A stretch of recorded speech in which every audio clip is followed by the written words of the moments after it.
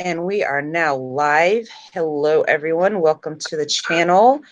We have a new guest on today. So we are going to start off by letting everybody introduce themselves. And we are going to start with our guest, the two bald guys first. Oh, I'm the guest. All right. Thanks. I'm Jay, part of the duo of those two bald guys. We review movies and TV on a bi-weekly show. And Oh, whoa, hold on, guys. Sure. That's me. Hold on. Okay, there we go. Fixed. I forgot I had that on. Okay, no more echo. Want me to go again? Yeah, sorry okay. about that. That's all right. So I'm Jay from those two bald guys. We review movies and TV primarily without any political spin. We just want to have fun. And we're a bi-weekly show. We're on YouTube, Those Two Bald Guys. Also, those2baldguys.com. Glad to be here. At Dawn. Thank you, Bonnie. I'm at Dawn. I have a YouTube channel as well that focuses on movie reviews and gaming. And I also have a weekly stream on Sundays at 3 p.m. where we talk about everything in media, movies, television, and a bit of gaming too. And thank you for having me on. You're welcome. Flip. Hey guys, it's Flipped Out channel. You know I cover Avengers and Star Wars and other pop culture. It's great to be here as part of the show and part of the community. So interested in seeing what everyone else is working on right now. And I'd like to take a good listen here and offer some insights and see where we go. I'm glad to be here, Bonnie. Thanks. No problem. Stephanie Genesek will be here as well. She's running a little bit late. But until she gets here, you all know my channel. You all know the deal. Hit the thumbs up, sub to each other. James was telling me today, I think he's like 10 away from 100 subs. So we're going to try between tonight and tomorrow to get him up there. So that way he hits that 100 subs. So like I said, just make sure you sub to each other, support each other, bring each other's channels up. And just look out for each other. That's what we do. We're a family. So with that being said, we're going to start off with Flip first because he has some stuff he wants to let us know about. Sure. Just wanted to cover a basic intro of the Anunnaki. Well, I'll just start here. Working from the same archaeological discoveries and artifacts and recovered records as archaeologists and linguists have for 200 years, Zecharia Sitchin proves that the Anunnaki, an advanced civilization from the 10th planet in our solar system, splashed down in the Persian Gulf area around 432,000 years ago, colonized the planet with the purpose of obtaining large quantities of gold. Some 250,000 years ago, the recovered documents, and these are true documents and tablets that exist today, tell us their lower echelon miners rebelled against the conditions in the mines, and so the Anunnaki Directorate decided to create a creature to take their place. Enki, their chief scientist, and Ninhursag, their chief medical officer, after getting no satisfactory results in splicing animal and Homo erectus genes, merged their own Anunnaki genes with that of Homo erectus and produced us, Homo sapiens, a genetically bicameral species for the purposes of slavery. Because we were hybrids, we could not procreate. The demand for us as workers became greater, and we were genetically manipulated to reproduce. That is the basic beginning as written by Zecharia Sitchin in discovery of the oh my God, what's it called? The Elish, well, the tablets. So, and they did come from, I believe, Iraq, and they were found in there being looked over by the Smithsonian and other archaeological museums and kept in hiding. They were only briefly kept for, the press to see, I believe in the 80s, early 80s, late 70s. So anyway, I wanted to get your opinion on that, guys. This is the earliest and oldest known recording of human history. And the Sumerians believe this to be absolutely true, as we believe in, other religions today. So what do you guys think? First I've heard of it. And at Dawn? I've heard some similar things to that. I have the Sitchin theory, and a lot of experts have tried to disprove it or discredit him. I am somewhat familiar with it. I tend to believe that we have been visited, and I do believe some of it's theory, but I don't believe it'd be in terms of using us for minerals. I don't think they would come here for any type of resource. I think more they came here to develop another society. I do believe in the Anunnaki creation theory, but from a different perspective, definitely. They had supposedly needed gold. They had tried a couple of ideas. Their atmosphere was deteriorating. They had a darker atmosphere because they have a 3,600-year orbit around the sun, an elliptical orbit that comes out of the south skies. So from the polar regions of Earth, the Antarctic region, you would be able to see, if you saw it coming, you would see it from that area. You'd need a extremely immense telescope, but they actually haven't found the planet yet. But you're referring to their planetoid, like what's known as the Destroyer in like the, I think it's the Dead Sea Scrolls. Yes, Nibiru, Planet X. That's it, Nibiru. Yeah.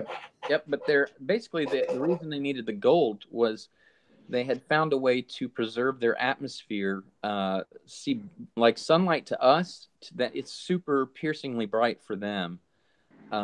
So they had to keep the sun at a certain, gosh, I'm not sure, tent. They needed to tent their skies, so to speak. I'm not sure why gold is specifically what would work for them, but I guess being an advanced civilization. It's also known as the Intruder Planet, by the way. Basically, a guy named Tombaugh discovered Pluto in 1930. The characteristics of Pluto derivable from the nature of Charon demonstrated that there must still be a large planet undiscovered because Pluto could not be the cause of residual wobbles that the orbital paths of Uranus and Neptune clearly are identifiable with. So this was proved during the 83-84 observations through the Infrared Astronomical Satellite, or IRAS. The only thing that remains is to name the planet and see it. So there is a planet out there. The U.S. Naval Observatory has definitely said, well, there is something out there that is causing these planets to wobble, and Pluto and its moon Charon is just not large enough to cause those wobbles. So anyway, there was apparently another planet between Earth and Mars, which has now become, or not Earth and Mars and what is it? What is now the asteroid belt, whatever that is, was once a planet apparently. So there's a lot of, what's really interesting is that the tablets clearly identify the 10th planet. The tablets, speak of things as if you would you would have highly evolved technology and astronomical knowledge of our solar system. And so how is that possible from that far back? Okay, really quick flip to answer what you were saying about the gold. Donald Hudson says, fun fact, astronauts' sun visors are gold plated for its ability to block sunlight. Wow. So that would explain why they needed gold. Yeah, that's true. But I do remember reading something recently, Flip. You mentioned like the 10th planet and like the dark spot where it supposedly was or will be. I remember reading an article recently where it was a couple of months back where they're talking about like the dramatic change we've seen in climate over recent decades, like increase in earthquakes, volcanoes, that sort of thing. And they were trying to connect it to like that planet returning, like it's on its way back. Yeah. And specifically, I forgot. I mean, the actual orbit path was between Mars and Jupiter, and it was a planet they called Tiamat. Yeah. But anyway, that became the asteroid belt between Mars and Jupiter. But what were you saying, Don? Oh no, just in regards to not that planet, but the 10th planet, the Nibiru. Just saying that. I was reading an article a couple of months back where they were trying to connect our recent, all the reports in the shift of climate, like climate change and increase in earthquakes and rainstorms, mudslides, that sort of thing, connecting it to like the gravity fields changing and this planet returning, like what's known as the Destroyer Nibiru returning. So yeah, a lot of this stuff I find it interesting, but I also feel like you need to take a grain of salt with it because it depends on who's actually authoring the article. Well, sure. So a lot of what I'm reading is just a restatement of fact. Mm-hmm. Like Pioneer 10 and 11 and the two Voyager spacecraft, yep. They all had infrared imaging. Yep. And the clear and unequivocal statements of Harrington, that was one of the U.S. Naval Observatory people, when consulting with Sitchin, the finder of those, well, not the finder of those tablets, but the guy who translated them, according to them, the search has already been accomplished. In fact, that the planet has already been found.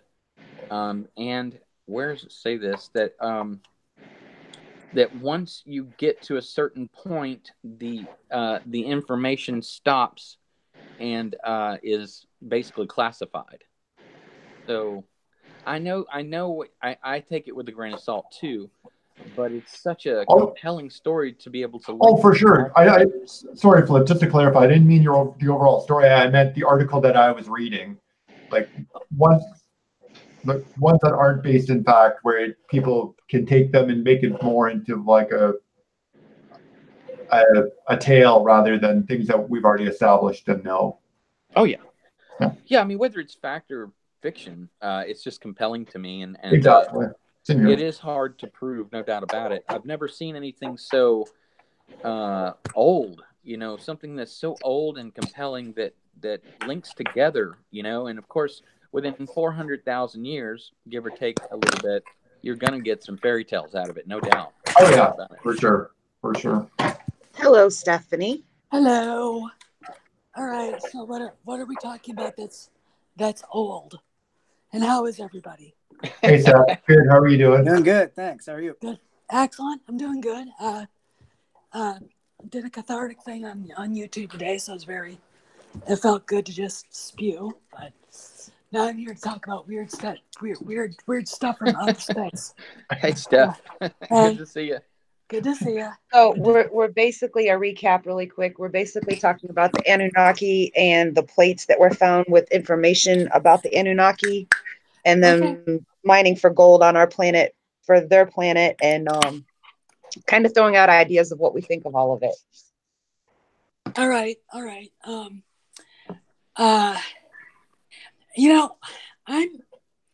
I'm not that well versed in that. I have to do some more looking, but when I start thinking about some of this stuff, it's you look at some of the ancient stuff from Sumer and Assyria, and it's kind of mind-boggling how it doesn't fit. None of that stuff fits as in what you would think would be human culture and architecture. It's like I saw an article, I didn't read it, but I saw an article about Shiva being an alien.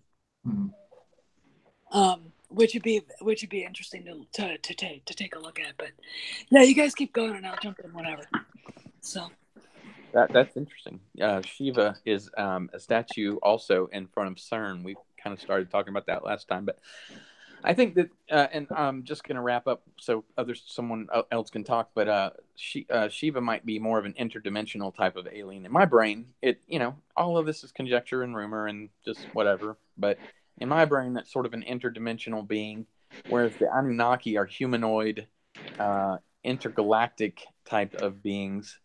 I think that ultimately what happened, and this is the way the story reads, and I'm going to give it Anunnaki basic, really, that's it. I'm not going to get into all the other tiny stuff, but as it came through the solar system, however many years ago, 3,600 years ago, it apparently collided with Tiamat, which Earth was not there at the time, and so the smaller part of Tiamat became Earth, and bits of Tiamat became our moon or whatever. And of course, part of Nibiru as well, all coalesced to make Earth and the Moon. And then whatever was left of Nibiru or Planet X, continued on its journey in probably a new elliptical orbit.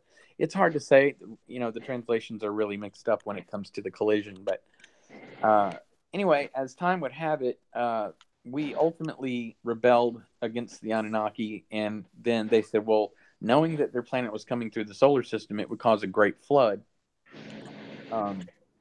So it's like I said, it's a real mixed up situation. There's a great flood in almost every religious context. And, having left, the guy who did all the DNA stuff, Enki, made sure that at least one human, they don't call him Noah, but they call him something else. But let's just say Noah for now, was granted the ability to hold the DNA of all the creatures they could possibly keep on his ship, so to speak.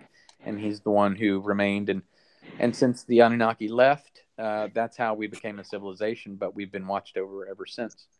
But that's pretty much the basics of it. And, anybody else wants to talk, please go ahead. Well, it's fascinating stuff. I'm just soaking it all in since this is the first I'm hearing of all of this. It's interesting. I'll say that I have problems with it, but it's too much to get into for this live stream. But yeah, it's interesting though. Very cool. Yeah, it is. It is. It's kind of strange. What is that sound? I have no idea. I wonder if that's me. Is it me? I mean, okay, now it's gone. Okay. It's kind of interesting. You guys are aware of that thing, that cigar-shaped thing that went through called Oumuamua? Yes. All right. They found more of those. They're just sitting just hanging in space all over the place, way far out in different areas of what we can see of the galaxy, what we can see of our own galaxy. And the thing that fascinates me about it is that they said it was tumbling through, and I can't remember which way it came from. It either came past the sun from that direction, or it came from outside of Pluto, and when it got to a certain point, just accelerated on its own and left.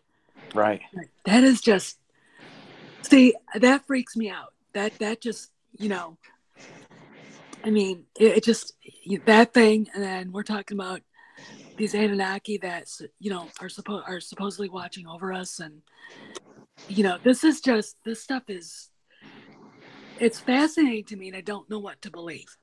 I really don't know. I mean, and this is why I want to learn more. I watch Secure Team videos, and it's like, yes, I kind of walk away and go, oh my God, what the heck, and it's there's obviously other stuff out there, because that Oumuamua just fascinates me, and I know there's stuff about it they're not saying. I mean, it looks organic, but nothing organic could really accelerate by itself. That's the thing that just gets me. But anyway, I mean, I'm just right now. I'm just here to learn. So. Well, Steph, there's a book called The Rings of Saturn, and those cigar-shaped things that are out there in the rings. It's something to look at. If you watch Secure Team 10, which I do religiously, yeah. You'll hear more about that. Tyler talks a lot about the cigar-shaped stuff. Yeah, because it looks organic, but is it? I mean, what would be organic to another civilization that is not human, and what would be mechanical? I mean, what would they? And that's the thing, is how would it look? And that's one of those things that just absolutely just blows my mind about that thing. And scientists are going, well, we don't really know what it is, and it did this, and then it was gone. And it's like, oh, really? I mean, maybe they're just hanging around in the rings of Saturn till it's time to go, and then they just pick up and leave, to go off and do whatever. I mean, who knows? I mean, it's right up there with all the weird stuff they find on Mars. So anyway, but the Anunnaki stuff reminds me a little bit about the Easter Island, the statues there too, for some reason. I don't know why.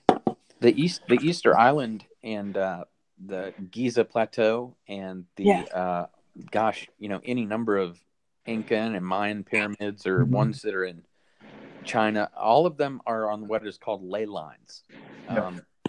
Yeah. You want to talk more about that, Don?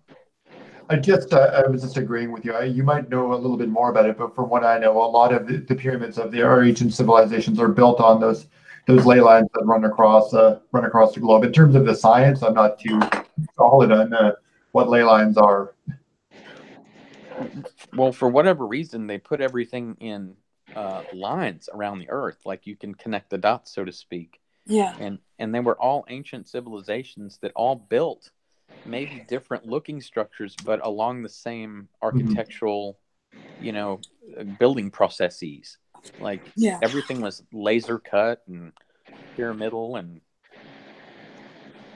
interesting. I mean, I studied Egyptology when I was in college, and looking at how precise they were at what they did, and you think of all the knowledge that was lost when the Romans sacked Alexandria because they burned the library. Yep. Oh yeah. So who knows what we could be talking about who knows what was collected even from those times that got destroyed. And to me it's fascinating looking at Egyptian art and how they sort of fashioned what the gods would look like. They look like some of them looked human, but then you had Horus, the falcon-headed god, and all these other things that didn't look quite human, and that's understandable. I mean, the Native Americans looked at the buffalo as being a god, for crying out loud. So I don't look at that as being quite extraterrestrial, but it's interesting to me. It's interesting. Even what was lost between, what they call the archaic time before the old kingdom, and the time before that, what was lost, because it had to be something there that would inspire the builders of those pyramids to do what they did. I think we'd have to agree that at some point there was a cleansing of the earth, because why wouldn't these structures and the peoples that belonged to them or were a part of them all around the world, why wouldn't they continue to revere them for thousands of years? And why wouldn't the history have been passed down? I mean, as immense and majestic as these structures are, you would think that this would be super important to keep in our civilization's knowledge. Yeah, and but you don't know what was destroyed even when the Greeks went through. I mean, you go back and look at biblical history. What happened to the ark? Right. Where did it go? Did it end up in Ethiopia? Is it hidden somewhere in Egypt? Sorry, Indiana Jones, but still, that is a legend. Is it still in Jerusalem? We just haven't found it. The Vatican claims to have it in Jerusalem, I believe. I'd have to double check that, but they do claim to have it.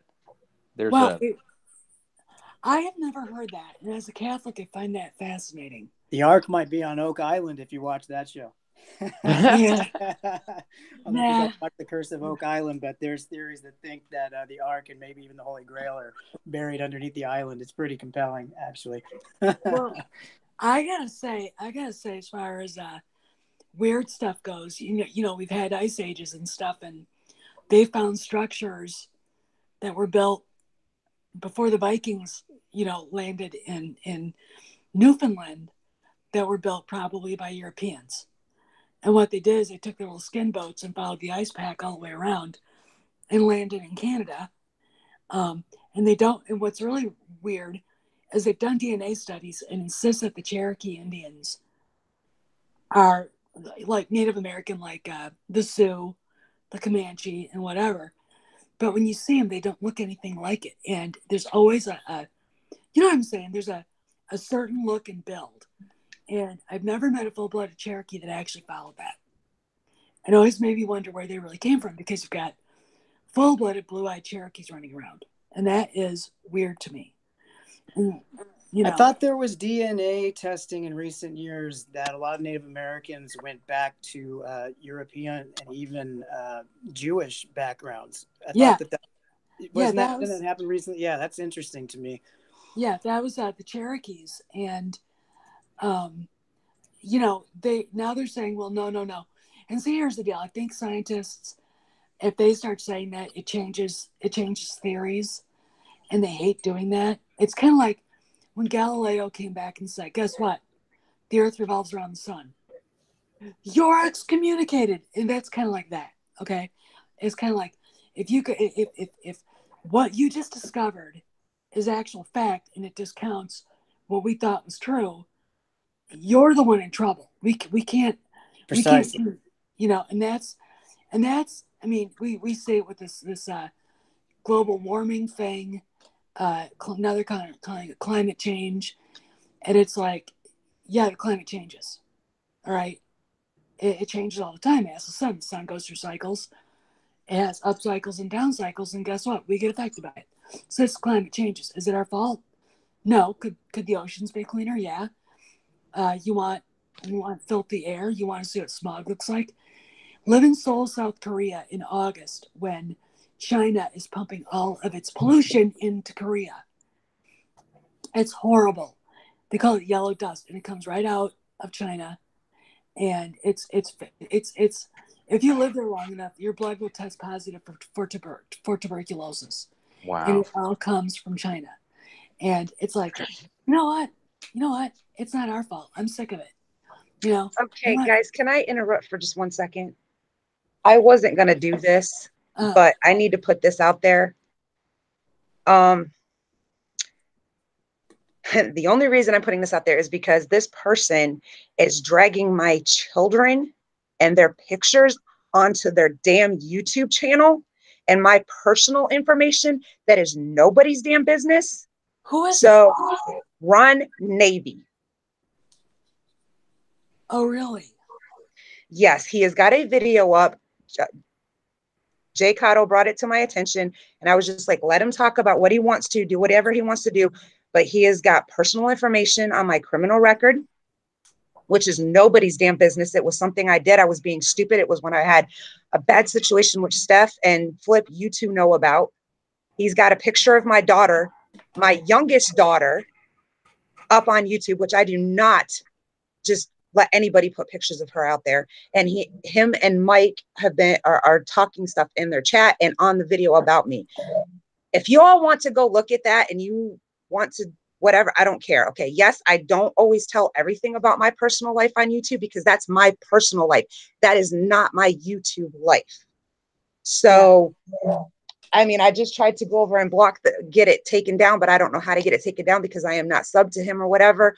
But that's personal information that is nobody's damn business. I'll check it out. If anybody wants to know anything about me and I trust you enough to tell you, I will tell you about my personal stuff. But this information he had no right to put out there. I don't get it. I don't get it. You know what? He needs to grow. They both need to grow up. I'm sorry, guys. I just had to put that out there for anybody who comes in to see this video or anybody who's watching it. No, that information is nobody's damn business. You don't mess with people's kids and stuff. That's terrible. Yeah, I'm sorry to hear that. Yeah, well, it's you know, I think what a time to have Craig. We need you back. Why? Well, he's even questioning the two GoFundMes that I did, the one for Craig and the one for my daughter that lost her child at 4 months. I'm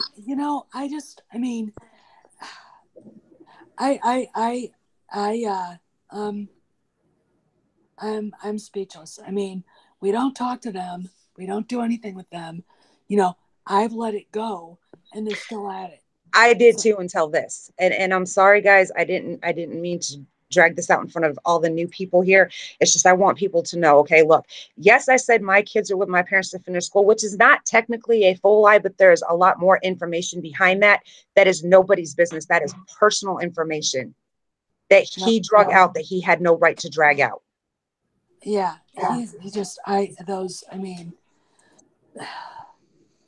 I can't believe he would do that. I really, really Well, can't. here's the thing. Flip, you and I have been talking about this, and so has Jesse from Exaggeration Nation and Drunk 3PO and I. I wasn't going to do this because I was afraid of the backlash that was going to come with it. But I'm going to post a video later today that tells people about some of my backstory, and that's why I don't have my kids.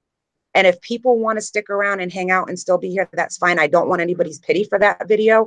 I don't want people to look at me like I need pity. Steph, you have seen the video. Flip, you have seen the video. That what I went through there is what made me who I am today. It's made me stronger. It's made me want to support people, help people, and make a difference in people's lives. So later today, you all look for it. It'll be under the TikTok videos. I will post it. Please go check it out and take a look so you will know. If he wants to put out information, then I'm going to give you the whole information, the backstory to what it was. Yeah, then do it. You know, but putting my daughter's picture out there is nobody's damn business. He should never have done that. That is a stalker's move. That pisses me off. That really is a stalker's move. Yeah, it's weird and over the line, I think, but that's just me. Yeah, it is something that you just don't do, and it's low class, at least. And you know, he just, dudes, let it go, man. I know they're probably watching and listening.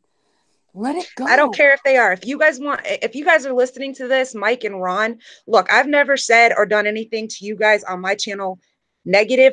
I've given Mike, you the credit for bringing me on YouTube through your channel. I have not said anything bad about either one of you. I don't even barely mention the two of you, but what you just did is way lower than anything you all are accusing me of doing. Way lower. I mean, how would you feel if somebody drug your kid's picture out there and put your kids out there like that? That's wrong. Don't fuck with my kids. Leave them the fuck alone. Yeah, they don't, I mean, you know, and the past is the past. You know, you remember it, you learn from it, you grow from it, you know, and it's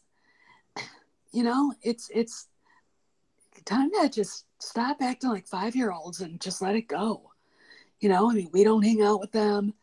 Well, it's like they're obsessed now, you know, and it's like, dudes, you know, I mean, let it, like, okay, because we've all got stuff we got to do, and it hurts the goals of what we're trying to achieve, unless they're just not trying to do anything except be dickheads. You know, that's fine. Then we at least know what they're doing, you know. But I'm not here to get into arguments with people like that. They can just take a flying leap, you know. I mean, there's no use. I got no use for them, you know. And it's time they understand that they need to find their own little group of people to hang out with instead of bothering us, and leave, for crying out loud, leave Bonnie's kids alone. You know, why don't you go make your movie, whatever you're doing, you know, just go do what you're doing and just leave people alone. You know, we're all adults here, for crying out loud. You know, God, what a shitty thing to do. I mean, anyway, there, I said my piece on that. You know, I thought I was done. I thought I was done getting pissed off today, but I guess that ended. Thanks, Bonnie. Best laid plans. Yeah, well, hey, you know, you can never tell. You can never tell. You know, cockroaches and parasites don't know boundaries, so, and that's kind of what we're dealing with right now. So, anyway, strangely, on both sides. Guys, I'm sorry, I did not want to do that, but it needed to be said. Yeah. I mean, you can do what you want with me, but leave my kids out of it. Yeah. Yeah. That's going too far. Yep. Absolutely agree. Absolutely. So anyway, so I was going to bring this up. Did Steph, since you want secure Team 10? Yeah. Did you hear about the Black Ops helicopter stuff in LA the other day? No, I did not. Oh, I heard something about something like that. Yes. All right. What was the story? Well, so out of nowhere, it's evening. I think it was Friday night in LA. like 8 or 10 Black Ops helicopters, basically shadow copters, black copters, whatever you want to call them. Black Hawk, yeah. Yeah, they come flying in, going through the buildings in LA, and they have all the police stopping all the streets and putting flares out along the intersections to where people are not allowed to go anywhere, and there's explosions going off everywhere. You can't see them, but people are hearing them. And then, of course, later on, the military put out something on the news saying, "Oh, that was just an exercise, an unexpected exercise." Yeah, and then unexpected. Yeah, because we do unexpected exercises all the time. Okay, it could be. I'll give you what I think it could be. It could have either been, maybe it was special forces or whatever, and maybe there was a terrorist group running around. It could be that. It could have been an exercise, but I don't think so. It was probably something they really don't want us to talk about. That's for sure. Yeah, aliens are not. Yeah, it's not just an unexpected exercise. Something else was happening, no matter what it was. Something was going on. Yeah, and I would say, it was probably something to either do with the street gang or, a terrorist attack, because, they've got a big population of people there, and you never know what's going to happen. Especially, LA tends to attract a lot of really immoral people, and it'd be the perfect area for Al Qaeda or ISIS to do something. When we were living in San Diego, there's a story of guys were driving down the Pacific Highway, and a bunch, like 3 guys in black wetsuits, emerge from the ocean, run across the highway, and disappear. Okay. Then we had what appeared to be a bunch of guys from the Middle East, and I'm not saying anything, negative about that. They were from the Middle East, and giving you the correct description. They made 3 attempts to try to go into Camp Pendleton, and kept saying, "Well, we're lost. We don't know how to get to so-and-so." The Marines are like, this is not the way to go. This is Camp Pendleton. You can't come here. Okay. And it's like, so you never know what's going on. I mean, you really, really don't. I mean, I heard stories about a nuclear device found in San Diego, or near the San Diego Naval Base, that they had to dismantle. I don't know if that's true or not. I would like to think it wasn't, but again, they never tell us anything. And in some ways, I often think it's probably a good thing that they don't, because you hear nuclear device being dismantled, and people are going to leave like rats from the sinking ship. They're going to get as far away as they can. So, but who knows? I mean, that's very interesting to me. Well, I can take you back a little further to late November of last year. I don't know if you guys remember this, but Hawaii had a missile scare. Yeah. Yes, and then this is the weirdest part. The following day, Japan had a missile scare. Yeah. What's so weird is the first one, they said, "Oh, it was an accident. It was a false alarm. There was no missile. Somebody hit a button. Blah blah." But what the fuck happened? Then the next day in Japan, the exact same thing happens, and they call that an accident too. I remember hearing the story about the one in Hawaii, but I don't remember hearing Japan had the same thing the next day. Well, look it up. I swear it's true. Here's the deal. I lived in Korea for 2 years, and I'd be like taking a bubble bath. I get a phone call, my brother John freaking out.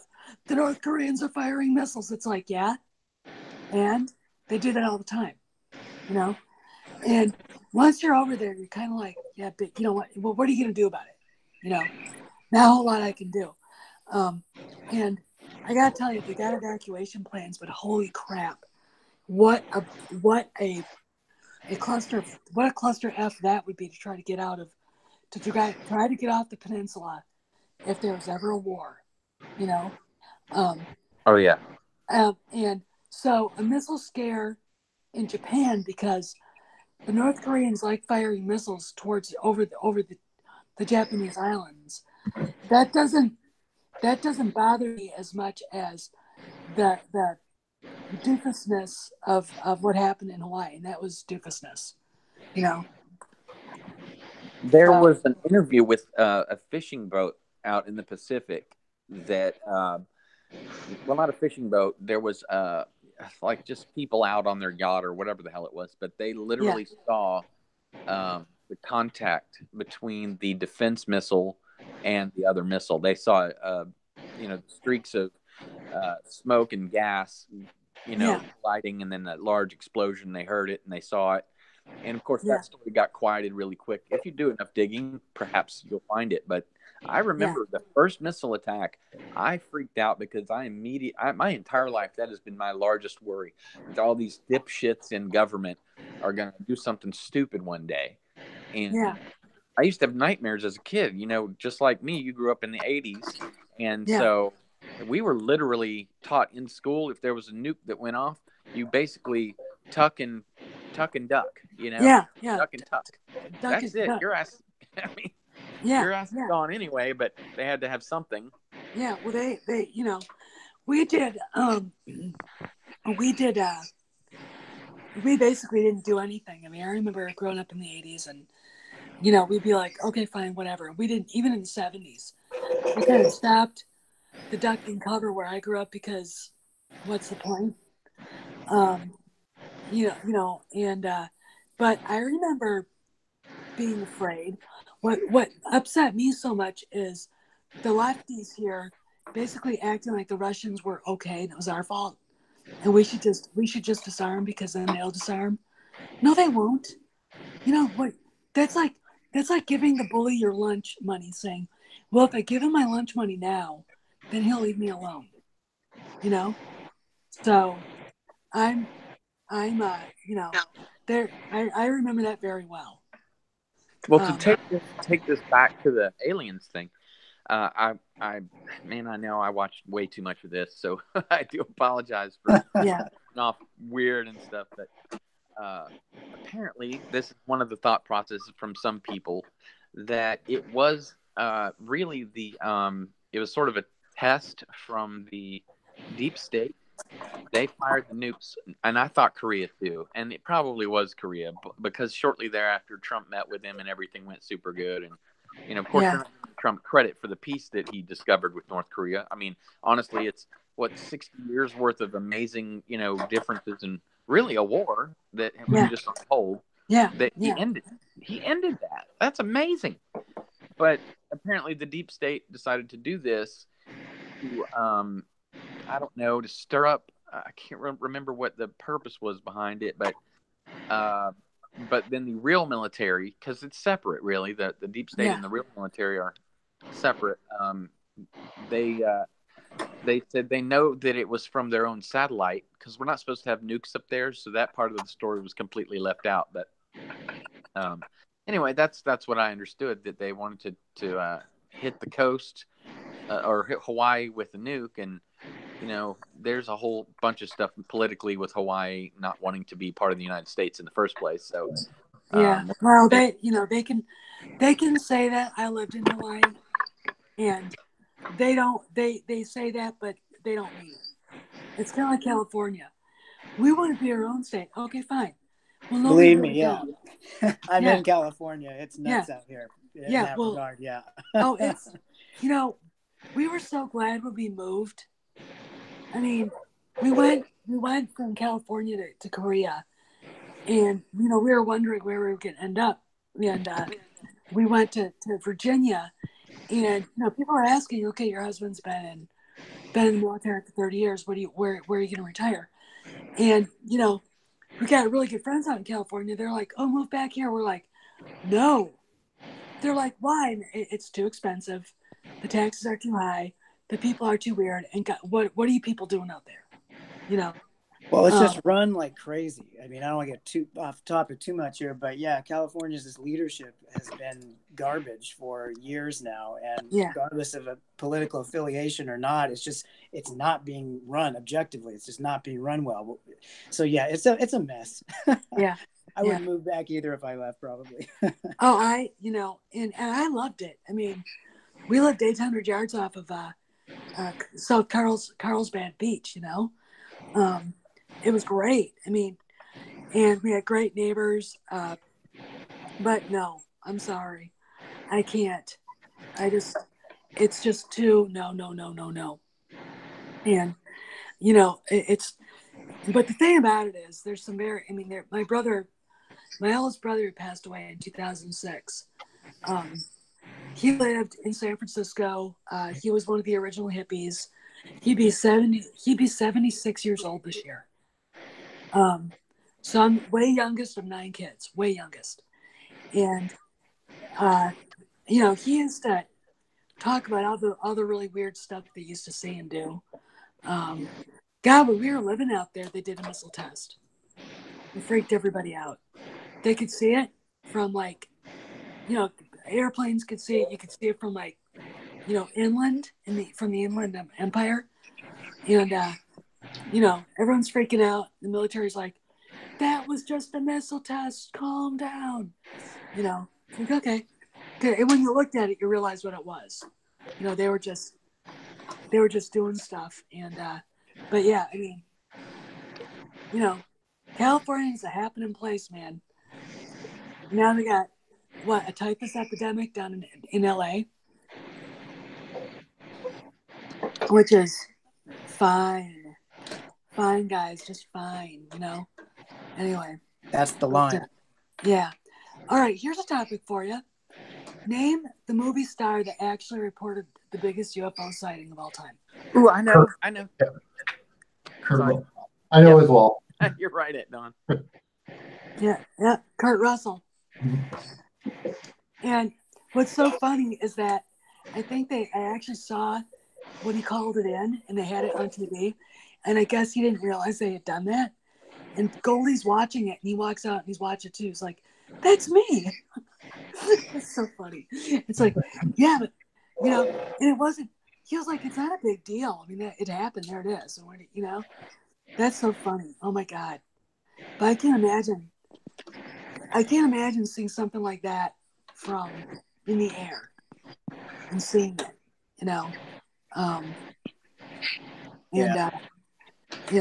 I saw that live. I watched the new. We were in a band and we were all sitting there playing video games and shit. And one of them came in and was like, "Dude, check out the news." So we turned everything off. We were playing Mortal Kombat, by the way, just FYI. Nice. And we started watching the lights over Phoenix. Man, what a trip that was! Yeah. There's no way that was not flares. No, it wasn't. It wasn't flares. They know it. If you ever want to have a freaky conversation, talk to a fighter pilot, talk to an Air Force or Navy pilot, and they'll see stuff that they get debriefed on and they can't talk about. And some of them will say, "I've never seen anything like that before. I've never seen it since. That was not natural, and it wasn't human." It's like they just watch the stuff going on. It's like, and then they try to follow it. It's like, you're not going to follow that. It's like Darth Vader's TIE Fighter. You're not going to catch it with an F-16, guys. Sorry. It's going a little bit faster than you are. But yeah, I mean, I here's my question though, and this is the thing that's always intrigued me. The universe is what? 14 billion years old. It's infinite. It literally is eternal. It's eternal. How the hell do beings, if there are any, travel in a timely manner? Well, time doesn't. They know how to manipulate time and space. Mm-hmm. So time is not an issue. So it's kind of like jumping into hyperspace. From the way I understand it, and please correct me if I'm wrong, anybody, but they create a time bubble around their craft, and that because Einstein's theory prohibits the speed of light because mass increases the faster you go, ultimately into the speed of light, where you have an infinite mass. So it's impossible to achieve the speed of light. Yeah. But should you not be going the speed of light in a time bubble using gravitational waves, I know it's real technical sounding, but you aren't exactly going the speed of light. You're sitting still in time. And you're moving through not space, but dimension, really, I guess. I'm a little wavy on that, but like that, Well, then there's the time fold theory too, right? Where the time fold, like you can bend time and. All right, well, that's because I remember reading a book, one of the EU novels, and Han is explaining the difference between real space and hyperspace to his granddaughter. And I was like, that's intriguing to me, how that could almost, I could almost see that happening, because hyperspace is like another dimension. It's like a completely different, it's like that time bubble almost, and I when I was reading that, it was very, very intriguing to me. So it always made me wonder how if there are things out there, how they travel, because even when Oumuamua was going through the galaxy, it's like, first off, we didn't know it was out there till just recently. Second of all, it didn't seem to be going that fast. It was just kind of there doing its thing, and all of a sudden it just picked up speed and went poof, gone. It came in from the see, all of our planets are on one plane. Like if you had a plate, it's sitting in space, we're all on the plate instead of like one above the sun, one below. We're all on the same plane. And it came in from the north of the plane, shot around at the sun, and all this within 3 days, something like that. I thought it took it a while because they spotted it, I thought, near Jupiter or something like that.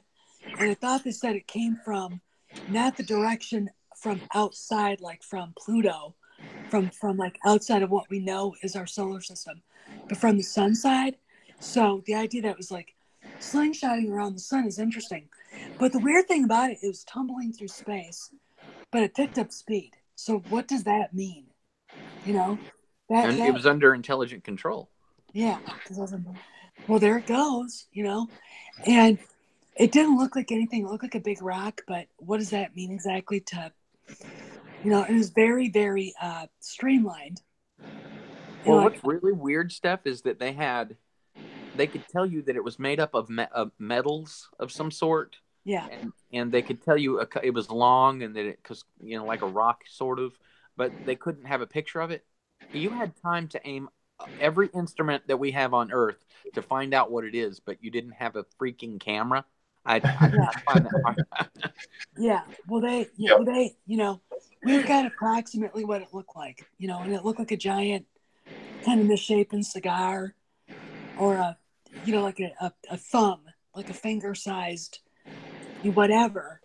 And I mean, it's like, okay, and how did that do what it did?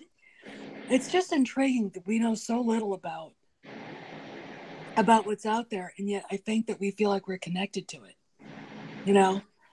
and maybe it's just our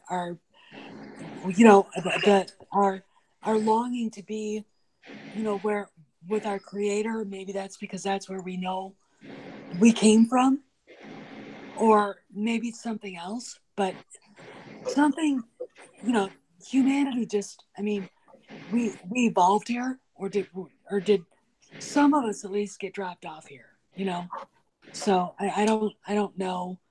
I'm a religious woman. I just, but just, I always look around going, he made the earth, but it's awful big. It's an awful big universe, so what else is out there? And, it, and like, priests who are exorcists will tell you we only see about 30% of reality. Well, think about that. If we only see 30% of reality, what else are we missing? Yeah. So if we see 30% of reality in the universe, what else are we missing? You know, you said something a minute ago. We couldn't possibly know what's out there, and then you mentioned religion, and I thought, well, you know, when you're alone in the dark as a kid, you can't see everything, and so you make shit up. Yeah. And I think that that's sort of what we are. We're kind of alone in the dark, and so we've made up, you know, mythology and all these other things about space because we really don't know what it is. So we just kind of fill the gap with something that's interesting. I think that this is my thing is I think human beings have an infinite memory within them of where we came from and who and what made us and made everything, right?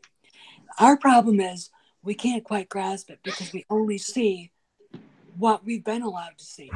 And it's come in different ways to different peoples, you know, the Hindus, Buddhists, Muslims, Christians, and Jews, because that kind of goes together because it's kind of goes on the same path, and others.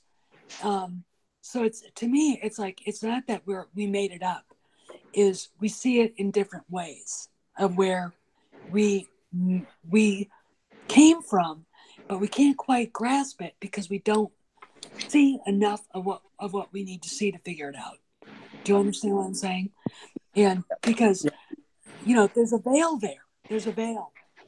We call it the veil, and it's there for a reason. And we also only use 30% of our brains too. So, and some people actually quite less. I like what Mr. Peabody said in the chat. He said, "I got dropped off, but they made a mistake and sent me to the wrong side of the flat Earth." It turns out he's actually in Australia because I responded to him and he said he asked me if I was in Aussie as well. I thought he was just making a joke to what we were talking about, Flip, but I guess he is on the other side. Dude, Mr. Peabody, why hasn't the cat knocked you off the plate then? You know, off the table. You know, that's what they do, man. That's what they do. Cats walk up and knock things off. There you go. Oh, man. We were talking about the military a little earlier. I don't know about anybody else, but I was wanting to move to the Antarctic for a minute. So I was watching a video from The World of Wonder, The Edge of Wonder. Sorry, The Edge of Wonder. If you guys haven't seen The Edge of Wonder, they're a really fast-growing YouTube channel. I think they just reached 250,000 subs, but they've only been doing this, gosh, I think less than a year. That's insane.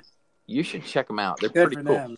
Yeah, I'm so proud of them. But they were talking about Antarctica, and they had David Wilcock on. You know, I don't know if you know who that is. But anyway, he was disclosing stuff about Antarctica and some Navy cargo pilots that used to do sorties down there and bring in, do cargo flights. And they were only allowed to go within a certain distance of the actual South Pole. But they would always talk about seeing these silver discs and whatnot, and that they would come up to the ridge, and they would always be below them. They'd be at like 35,000 feet.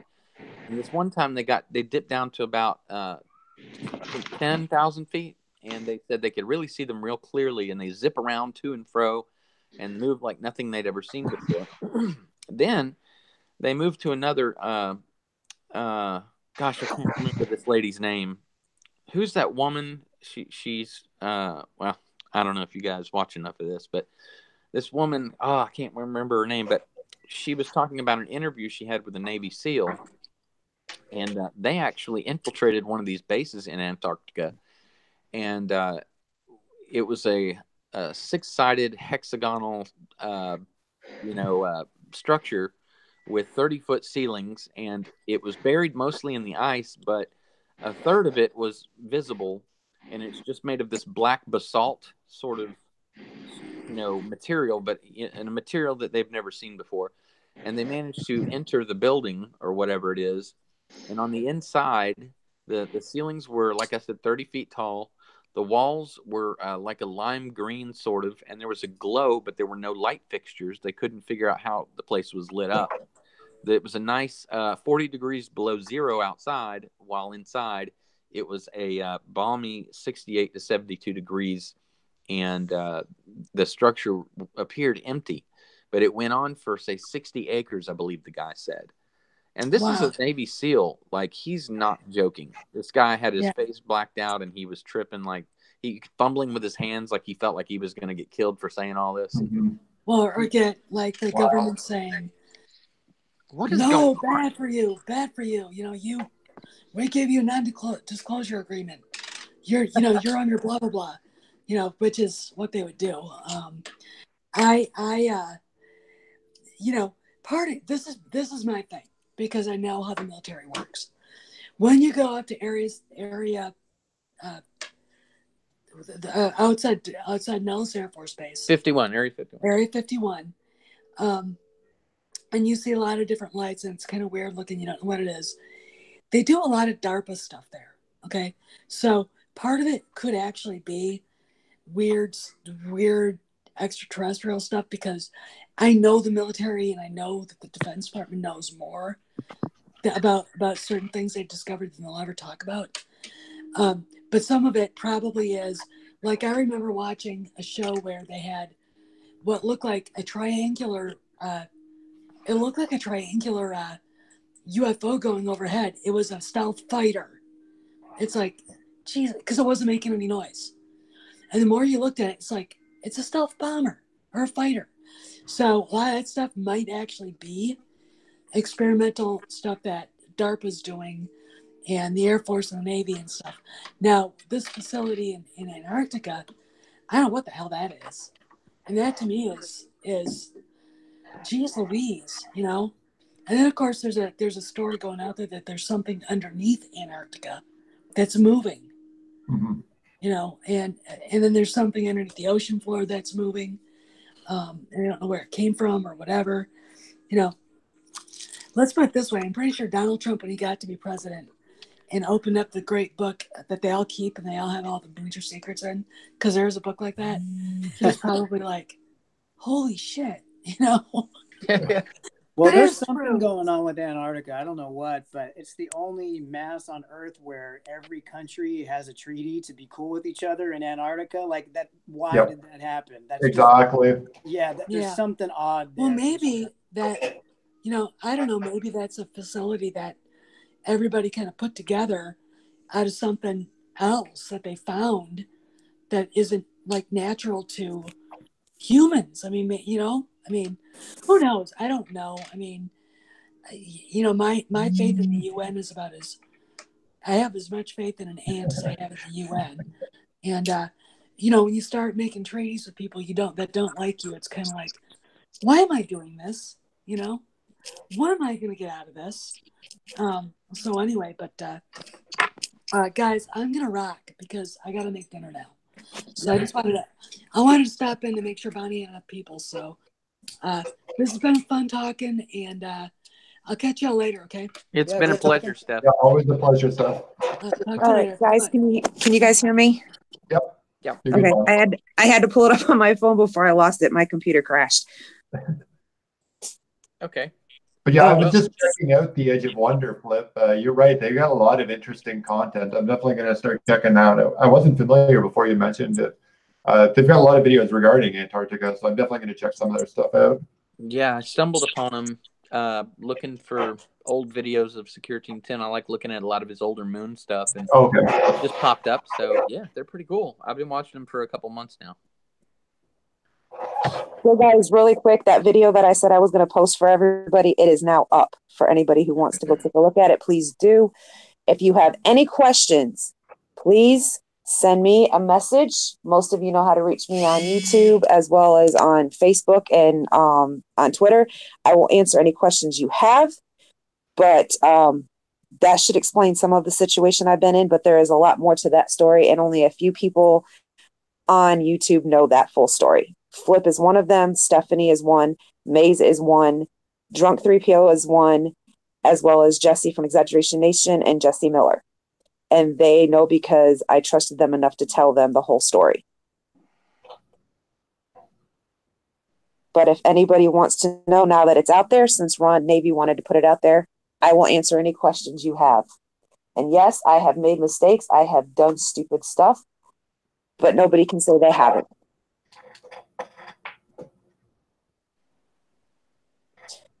But guys, we're going to have to get ready to get off here because I've got to go on John Talks in like an hour. Nice. So I want to give everybody a chance to promote their channel before we go. Sure. Who's first? I'll go first if no one's going. That's fine. You can go first. All right. Yeah, glad to be here once again. Thanks for having us. And our next show is on the 21st. We're bi-weekly every other Thursday. Next review is Rocky on February 21st. Okay, cool. Don? Sure. I'll go next. Thanks, Bonnie. I'm Matt Don. I have a YouTube channel as well. It focuses on movie reviews and gaming. I just put a new review up yesterday. I've got some game streams on the go